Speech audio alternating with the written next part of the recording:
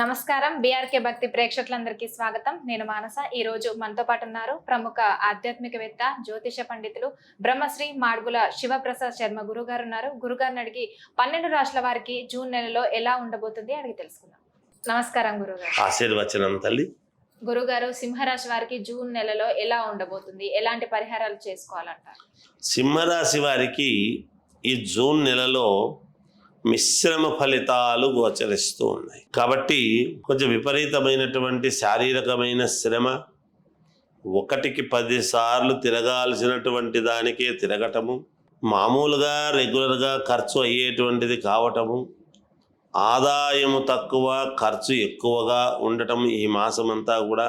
పనులు కూడా కొన్ని మాత్రమే 1కి 10 సార్లు తిరిగితే ఆ పనులు చిన్న చిన్నవి పూర్తి చేసుకోవటము తప్ప పెద్ద పెద్ద పనులు తొందరగా అవుతాయి అనేటువంటిది లేకపోవటము, వృధా ప్రయాసగా ఉండటం లాంటివి జరుగుతాయి. కుటుంబ పెద్దల ఆరోగ్య విషయంలో కొన్ని జాగ్రత్తలు తీసుకోవాల్సినటువంటి అవసరము ఉంటుంది. ఆర్థిక పరిస్థితి కొంచెము గందరగోళముగా ఉండవచ్చును. రావాల్సినటువంటి ధనము సమయానికి రాక, కట్టవలసినటువంటి చోట్ల సమయానికి కట్టకపోవడము వలన కొన్ని సమస్యలను ఎదుర్కొని ఇబ్బంది పడేటువంటి పరిస్థితి అయితే కొంతవరకు ఉంటుంది అని మనం చెప్పవచ్చును. కొంచెం అనుకూలాన్ని బట్టి ముందుకు ఏదో కొంచెం అయినా ప్రయత్నాలు చేసి ముందుకు వెళ్ళడానికే వాళ్ళు ప్రయత్నాలు చేస్తారు ఈ రాశి వాళ్ళు. అంతేకాకుండా ఉద్యోగస్తులు అధికారులతో కొంచెం అప్రమత్తముగా ఉండాల్సినటువంటి అవసరం. ఉద్యోగాలు చేసే వాళ్ళంతా కూడా అధికారులతో కొంచెం జాగ్రత్తగా ఉంటే మేలు జరుగుతుంది. ఈ గృహంలో ఇంట్లో ఉండేటువంటి ఉద్యోగంలో కానీ లేదా ఇంటిలో కానీ ఇల్లు మారటము కానీ, స్థానచలనం అంటే ఉద్యోగ చలనము కానీ లేదా గృహస్థాన చలనము కానీ కలిగే అవకాశాలు ఉంటాయి ఈ మాసంలో.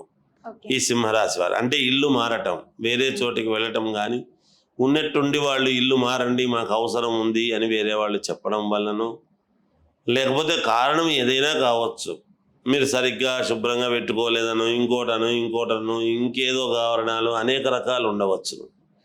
అలా ఇల్లు కానీ గృహం ఉద్యోగస్తులు కానీ కొంత మారే అవకాశం కూడా ఉంది. అనూహ్యమైనటువంటి మార్పులు అంటారు దీన్ని.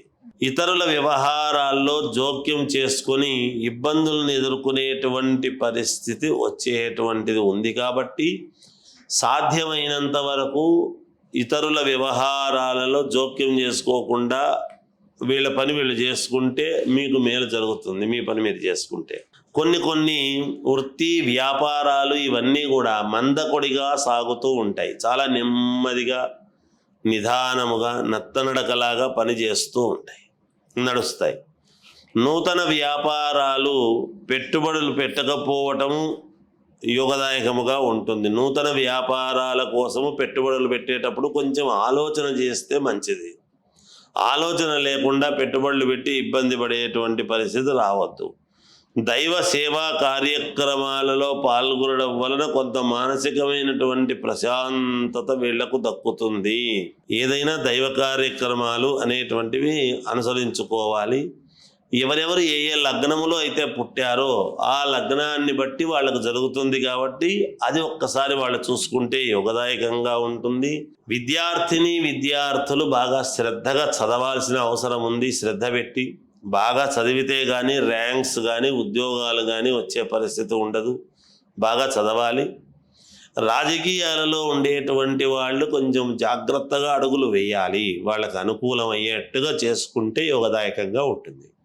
ఓకే. అలాగే సినీ ఇండస్ట్రీకి వెళ్ళాలనుకున్న వాళ్ళకి కానీ, విదేశాలకు వెళ్ళాలనుకున్న వాళ్ళకి కానీ ఎలా ఉంటుంది?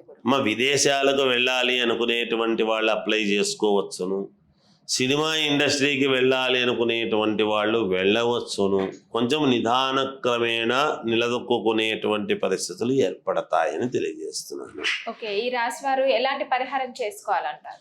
వాళ్ళ ఇంటి దేవుణ్ణి వాళ్ళు ఆరాధించడం అనేటువంటిది చాలా అవసరం సింహరాశి వాళ్ళు. తర్వాత ఇంకా మెరుగైనటువంటి ఫలితాలు కావాలి, మేము ఏం చేసుకుంటే బాగుంటుంది అని గనక వీళ్ళు ఆలోచన చేస్తే అక్షతలు ఎర్రటివి కుంకుమతో కలిపినటువంటి అక్షతలు తీసుకొని పచ్చకర్పూరము వాటితో కలిపి జేబులో పెట్టుకుంటే, కొంత ప్లాస్టిక్ కవర్లో వేసుకొని ఈ మాసం అంతా కూడా పెట్టుకుంటే వీళ్ళకు మేలు జరుగుతుందని తెలియజేస్తున్నాను. ఓకే గురుగారు, చాలా చక్కటి వివరణ అందించారు. సింహరాశి గురించి వాళ్ళు చేసుకోవాల్సిన పరిహారం గురించి చాలా చక్కటి వివరణ అందించారు గురుగారు.